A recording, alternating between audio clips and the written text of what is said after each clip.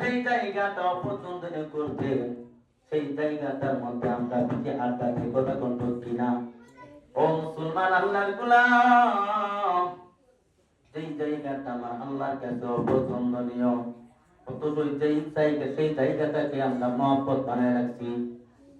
ওই জায়গাটার মধ্যে আমাদের আত্মা বসবাস করতেছি। ও মুসলমান আল্লাহর গোলাম, মনে রাখবা যেই জায়গাটা আমার আল্লাহর কাছে অপছন্দনীয় জায়গা, আল্লাহর অপছন্দনীয় জায়গাটাকে আমরা মহব্বতের পাত্র বানাই আমরা মুসলমান। এই মহব্বত করার কারণে, দুনিয়াটাকে মহব্বত করার কারণে, ওই বাজার নিকৃষ্ট জায়গাটাকে মহব্বত করার কারণে কাল কিয়ামতের ময়দানে কিন্তু আমরা আল্লাহ পাক রব্বুল আলামিনের কাছে ধরাতে দেব। কথা বলতে কিনা?